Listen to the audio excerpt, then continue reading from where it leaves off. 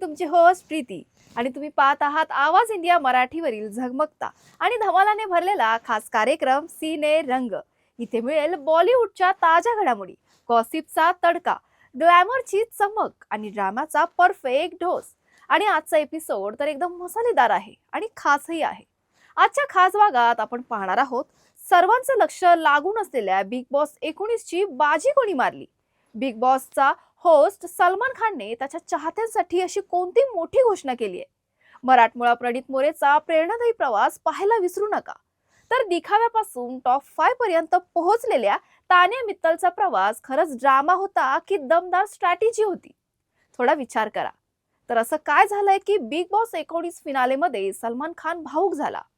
चला तर सुरू करूयात आजचा आपला आवडता धमाल एपिसोड सिने रंग, कारण इथे प्रत्येक रंग आहे पूर्णपणे फिल्मी।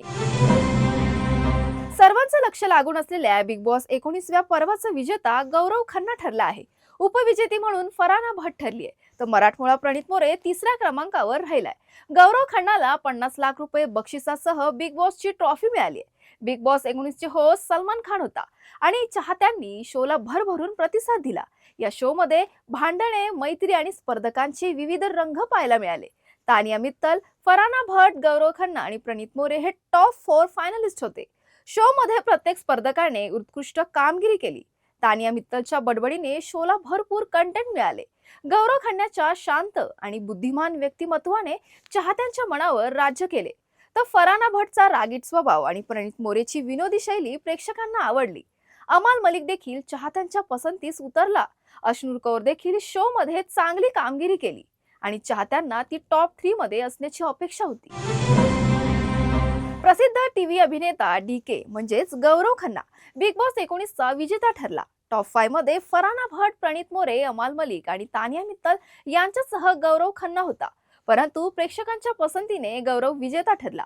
शोचे होस्ट सलमान खान यांच्या हस्ते गौरवने विजेतेपदाची ट्रॉफी स्वीकारली। 3.5 महिन्यांच्या कठोर संघर्षानंतर गौरवने इतर सर्व स्पर्धकांना मागे टाकत हा मानाचा पुरस्कार जिंकला। विजेतेपदानंतर गौरव खन्ना अत्यंत आनंदित दिसला आणि त्याने त्याच्या सोशल मीडिया अकाउंटवर ट्रॉफीसह फोटो शेअर केले। तर दुसऱ्या पोस्टमध्ये तो त्याची पत्नी आकांक्षा सोबत दिसतोय। त्याने ट्रॉफी ही पत्नीच्या हाती दिली आहे। फोटोसोबत त्याने एक भावनिक पोस्टही लिहिली आहे। 3 महिन्यांचा प्रवास अखेर संपला आणि किती छान शेवट झाला। ट्रॉफी घरी आली आहे। लोक विचारायचे जीके काय करेल, पण नेहमीप्रमाणे जीके आपल्या सर्वांसाठी ट्रॉफी घरी घेऊन आलाय। त्याने ते करून दाखवलं। हा प्रवास अनेक सुंदर मार्गांनी आनंदीदायी होता। आपण सर्वजण प्रत्येक दिवस अभिमानाने जगलो, मग तो शो मधील त्याचे चढ उतार असोत किंवा शक्ती आणि आदराचे अनेक क्षण असोत। आणि आज जेव्हा जीके जिंकलाय तेव्हा असं वाटतंय की हा आपलाच विजय आहे, असं पोस्ट मध्ये नमूद करण्यात आलं। बिग बॉसच्या या सीझन मध्ये अनेक नामवंत सेलिब्रिटी, टीव्ही स्टार आणि इन्फ्लुएन्सर सहभागी झाले होते, त्यामुळे हा प्रेक्षकांमध्ये खास चर्चेत होता। ग्रँड फिनाले दरम्यान बिग बॉसचा होस्ट सलमान खान यांनी चाहत्यांसाठी मोठी घोषणा केली आहे। त्यांनी किक 2 या चित्रपटावर काम लवकर सुरू होणार असल्याचं सांगितलंय। याबरोबरच सलमानने मराठमोळा कलाकार प्रणित मोरे यांचं नाव या चित्रपटासाठी शिफारस केलं असल्याचंही सांगितलं जातंय। शो मध्ये प्रणित मोरेला त्याचा बॅगेज म्हणून जुने अनुभव किंवा अडचणींबद्दल विचारण्यात आलं असता त्याने सांगितलं की मी पूर्वी बॉलिवूडमधील काही अभिनेत्यांवर जोक करायचो, पण आता ते बॅगेज मी इथे सोडून जातोय। यावर सलमान खान म्हणाले, ते बॅगेज आम्ही रिकामं करू, ती तुमची जबाबदारी नाही, आम्हा सगळ्यांची जबाबदारी आहे आणि किक 2 मध्ये तुझं नाव 100% शिफारस करेन।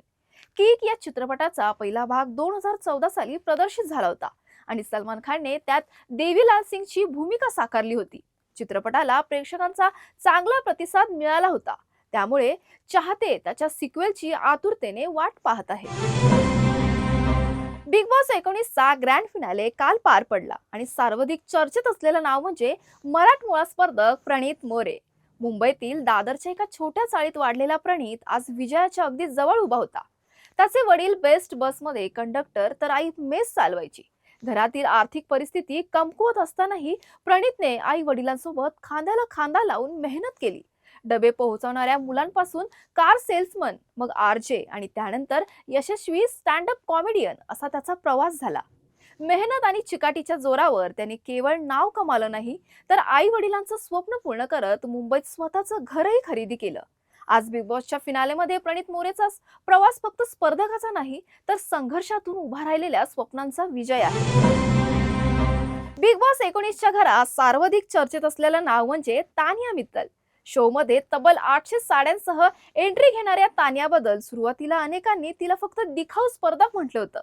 तानिया टॉप 5 मध्ये चौथ्या स्थानावर होती.